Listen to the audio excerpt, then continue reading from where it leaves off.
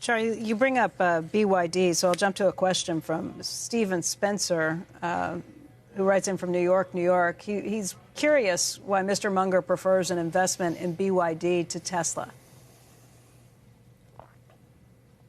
Well, that's easy. Tesla last year reduced its prices in China twice. BYD increased its prices. We're direct competitors.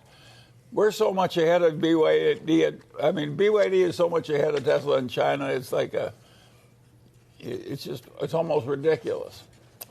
And if you look at BYD, which most people have never heard of, if you count all the manufacturing space they have in China to make cars, it would amount to a big percentage of all the land in Manhattan Island.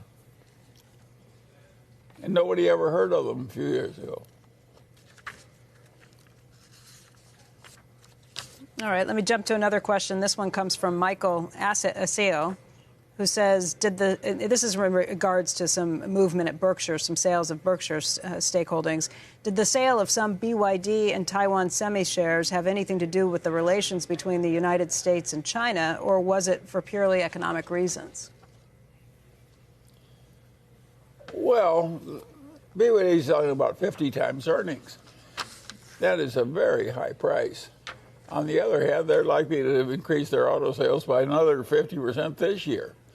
So we sold part of ours, by the way, years ago. Not years, but about a year ago at a much higher price than it's selling for now. And no,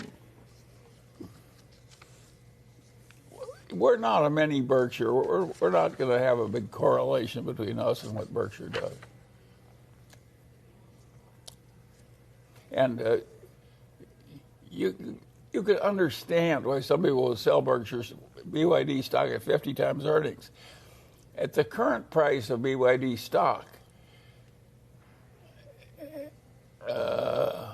little BYD is worth more than the entire Mercedes Corporation.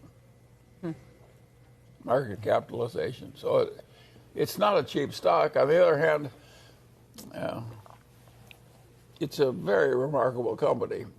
And by the way, I want to tell people the great contribution I made to the success of BYD. We got into it through Li Lu, and there was a little company that knocked off the Japanese cell phones. And the chairman, who's kind of a genius, said, I want to buy a bankrupt little crappy auto plant and go into the auto business from dead scratch when he's making cell phones, little tiny nothing company. And both Li Lu and I tried to talk him out of it. We said, please don't do this dumb thing. If you get your head handed to you going into the auto business, little BYD and so forth. Well, last year they made more than $2 billion in the auto business from that standing start at zero. It's unheard of. But Li Lu and I deserve all the credit because we tried to get him, we tried to talk about him doing what worked so well, which shows that there's some accident in life.